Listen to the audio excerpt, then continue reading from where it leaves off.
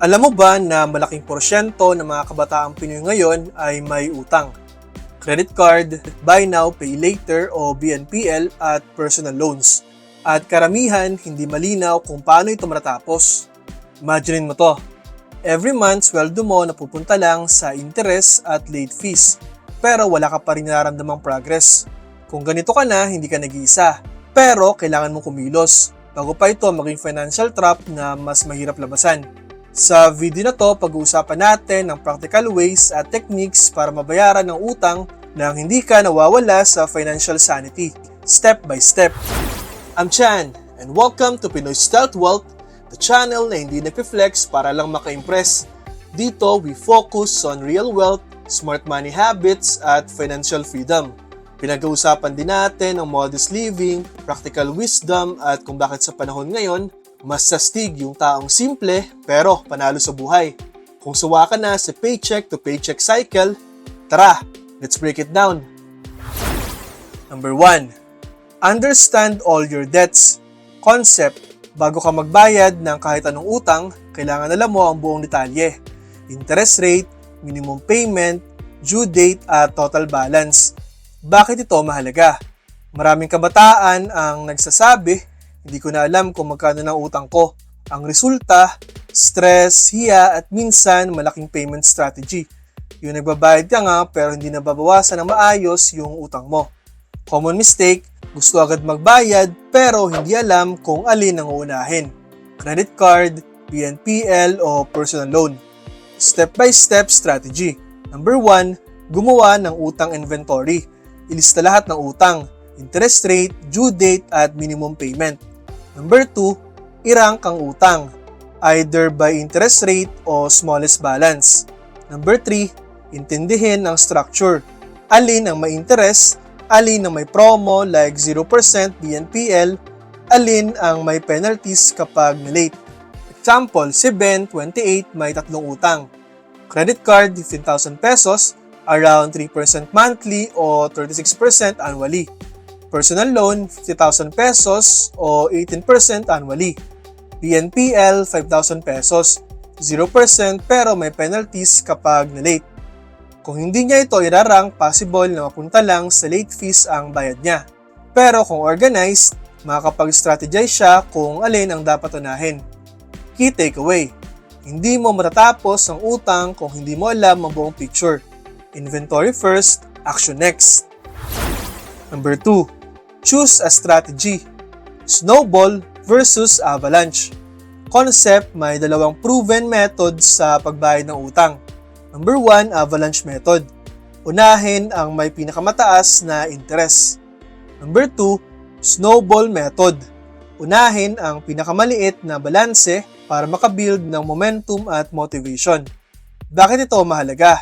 Sa culture natin bilang Pinoy, may tendency tayong unahin ang utang na mahiya factor, like utang sa kaibigan o maliit na halaga kahit hindi yon ang pinaka-expensive. Common mistake, sinusubukang bayaran lahat agad kaya nauuwi sa stress at burnout.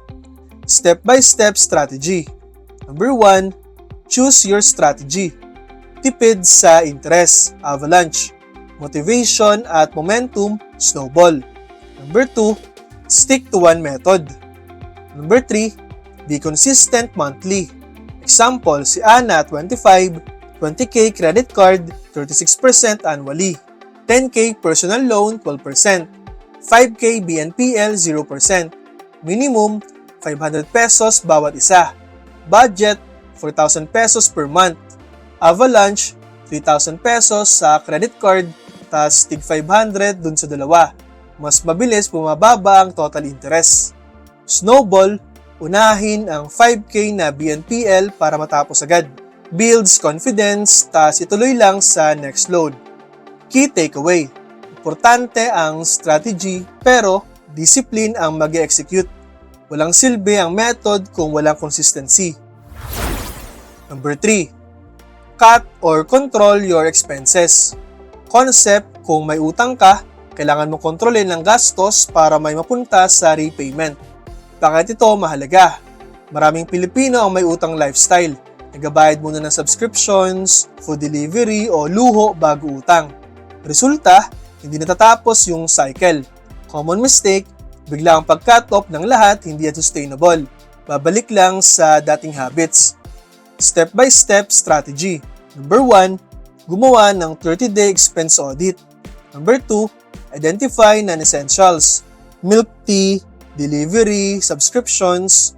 Number 3, mag-set ng spending cap. Number 4, i-redirect ang extra savings sa utang. Example, si Michael, 27, 30,000 pesos per month ang income, credit card 25,000. Binawasan ng coffee at subscriptions, nagkaroon ng 3,000 pesos extra per month. Dinagdag niya sa bayad utang kaya cleared na in 6 months. Key takeaway, control sa gastos equals fuel para sa utang-free life. Uy, saglit lang! Kung gustong matutunan tong lifestyle na to, subscribe now sa Pinoy Stealth Wealth, Real Talk, Real Goals, Real Freedom. Okay, balik tayo. Number 4, make your loan payment automatic. Concept, gamitin ang auto-debit o scheduled payments para iwas late fees. Bakit ito mahalaga? Late payment fees plus interest equals mas lalong lumalaki ang utang. Common mistake, may auto-debit pero kulang ang laman ng account kaya failed. Result, may penalty pa rin. Step-by-step strategy. Number 1, iset up ang auto-debit o scheduled payment. Number 2, siguraduhin na may pondo bago mag-due date. Number 3, maglagay ng reminder sa phone.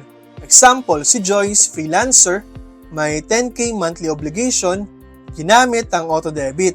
Kahit busy, hindi nalilate. Key takeaway, automation equals consistency without relying on memory. Number 5, extra income equals extra payments. Concept, kung gusto mong mapabilis, gamitin ang extra income para sa utang. Bakit ito mahalaga? Side hustle income kadalasan nauubos sa lifestyle inflation. Common mistake, 13th month, bonus o side income na pupunta sa luho instead na utang. Step-by-step strategy.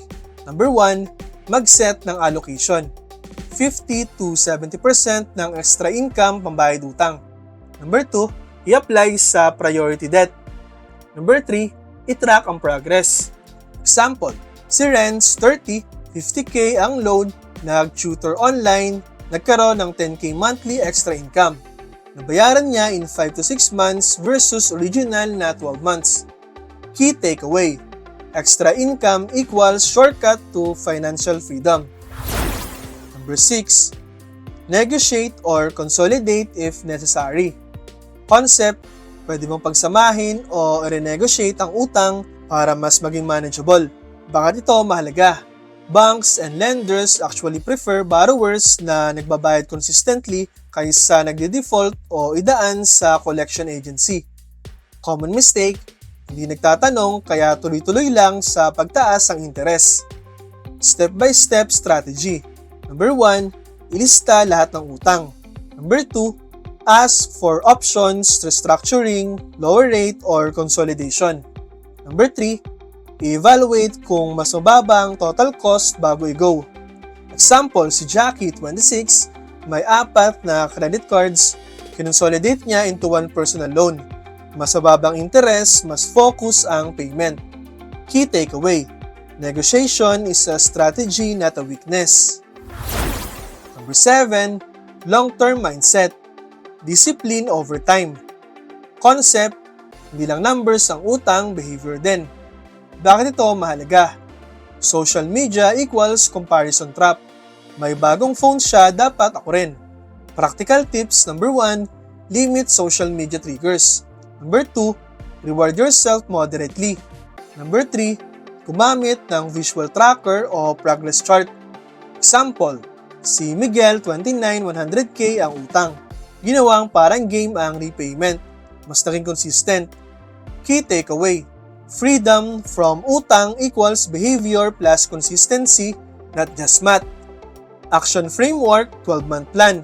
Number 1, inventory all debts. Number 2, choose your strategy, avalanche or snowball.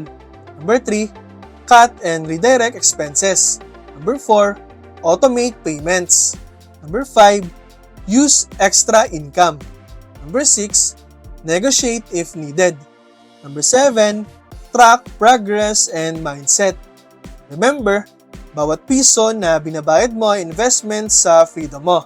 Hindi ito instant, pero bawat effort mo ngayon equals financial peace bukas. Di mo kailangan maging perfect. Kahit 500 pesos per month, okay lang. Ang importante, nagsimula ka. Kaya kung gusto mo pang matuto kung paano maging wise, simple pero panalo sa buhay, subscribe na sa Pinoy Stealth Wealth. Tandaan, hindi man tayo flashy, pero future natin, steady at happy. Subscribe now and see you in the next video.